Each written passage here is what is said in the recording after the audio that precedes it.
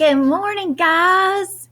We have got another glorious sunshiny day today. I am feeling so very blessed to have all these days of sunshine, guys. My friends know Miss Wainwright loves the sunshine and loves being outside.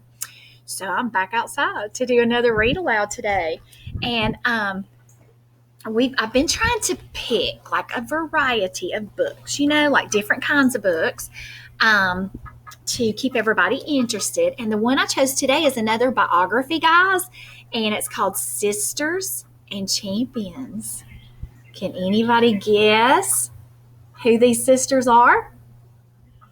I bet some of you can guess because you see the tennis racket in her hand and you're probably thinking, oh, that's Venus and Serena, the tennis pros. Yeah, guys, you are going to be blown away by their story.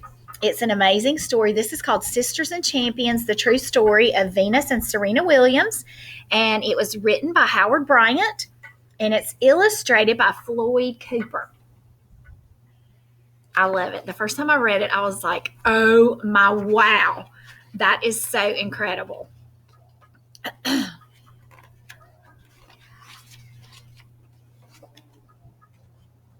No one ever laughed at Richard Williams, at least not to his face. Okay, now he looks like a big old strong man. He don't look like anybody you would be laughing at. When he told people about Venus and Serena and the special things his two daughters would do, they would wait for him to leave and then they would laugh because he had said the impossible.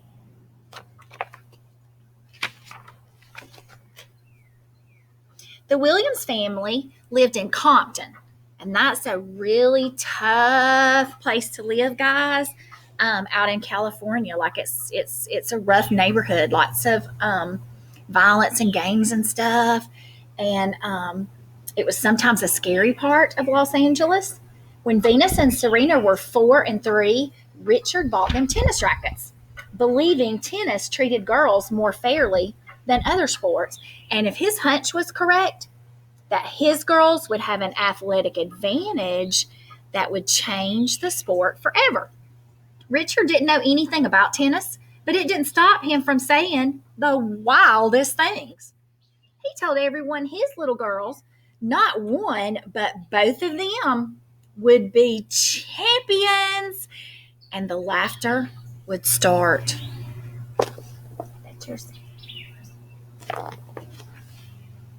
Sometimes people laugh at your dreams. They laughed because Venus and Serena were black, and black people, they said, weren't supposed to play tennis. How crazy is that? They laughed because Venus and Serena weren't rich, and people without money, they said, weren't supposed to dream so big. I think those are people I don't want to listen to, right? They laughed because Venus and Serena came from Compton, and no tennis champions ever came from such a tough neighborhood. They laughed because it was hard enough for one person in a family to become famous, but two?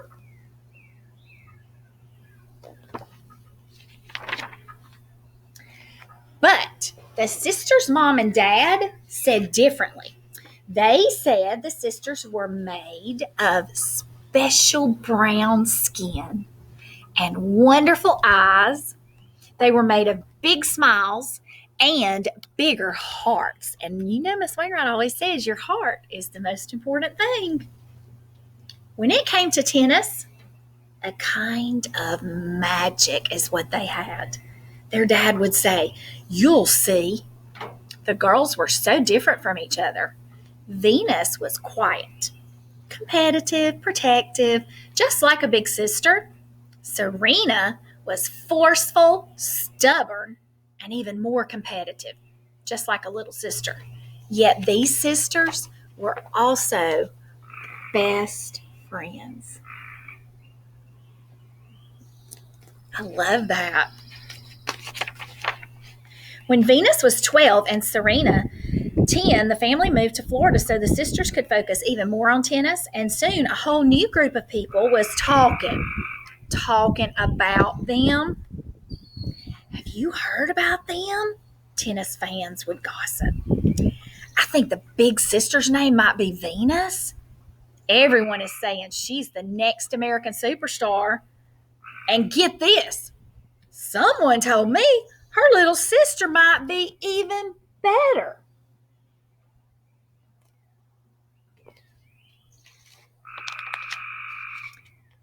Yet, not all the talk was friendly.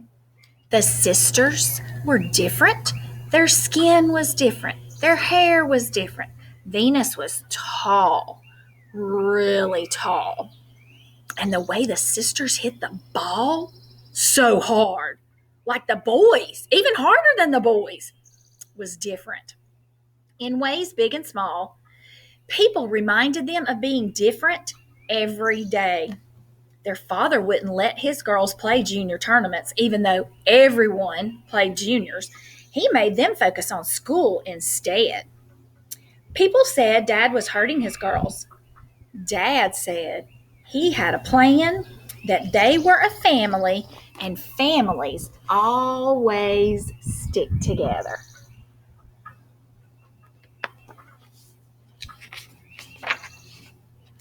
Stick together they did, and Serena grew even closer with Venus as they outworked the other girls. Every day they would hit 200 balls, then 300, then 500, then 1,000.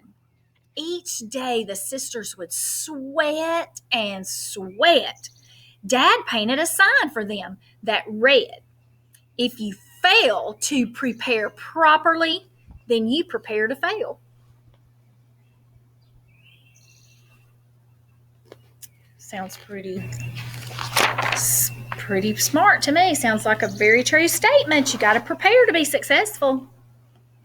No one laughed at the girl's father anymore because his dream was becoming real. Venus was only 14 years old when she turned professional. In her very first tournament, she almost beat one of the top ranked players in the world. It would take Venus 4 years to win her first professional tournament. Still a teenager and already a champion. Yet it wasn't just Venus who won. Serena became a champion at the very same tournament. How? Venus and Serena played as teammates in doubles tennis. Serena was only 16 years old when the sisters won as partners. Both sisters wanted to be considered the best in the world, though, and for that to happen, only one of them could win in the end. One would have to lose. There was no avoiding it.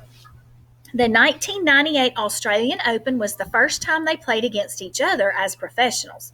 Big sister Venus won.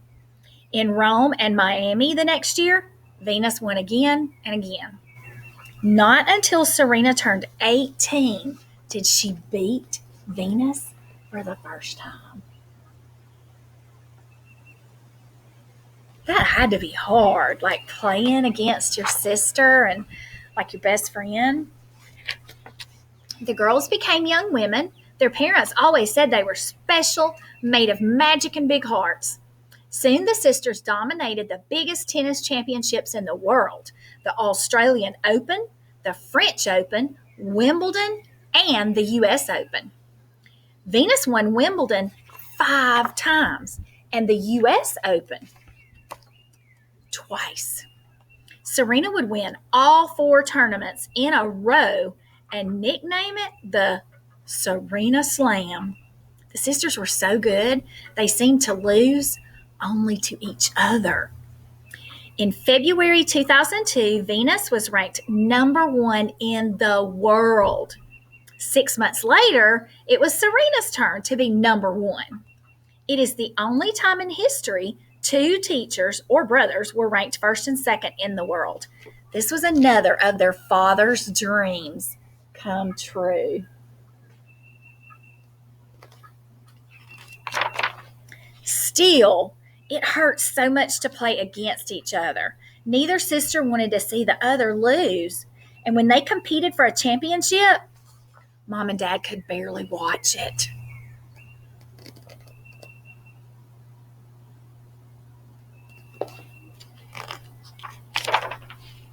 So, Venus and Serena continued to play as a doubles team. And if playing one of the sisters was tough, together they were unbeatable. They won all of the major doubles championships at least twice. They played together for America in the Olympics 3 times, winning gold medals each time. As partners, they were the best in the world. I love that.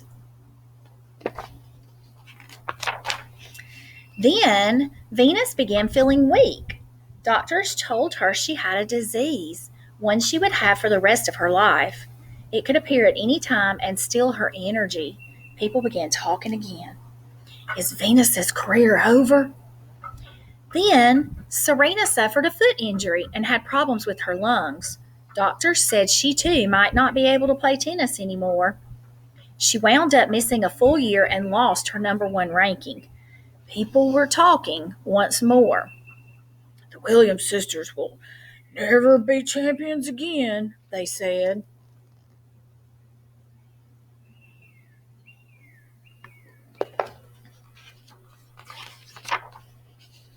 But as their parents knew, these sisters had magic in them. And the true magic of Venus and Serena Williams is that they never quit. They never stopped working, and they both returned to play tennis. The year Serena returned to tennis, she won the singles tournament at Wimbledon, and the sisters, together again, won the doubles championship. Serena continued to win and win and win, almost too many trophies to count, more than any women's tennis player in history. And people were talking again. Now they said Serena was one of the greatest athletes, boy or girl, in history. Maybe the best ever. Ooh, that wind's whipping.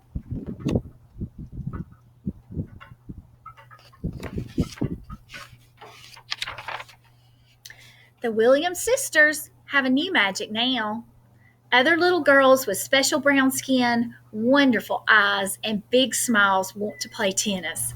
Venus and Serena are still best friends. They will always be family, sisters who grew into champions. My first job is big sister, and I take that very seriously.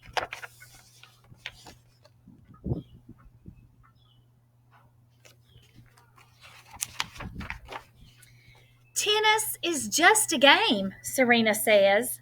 Family is forever.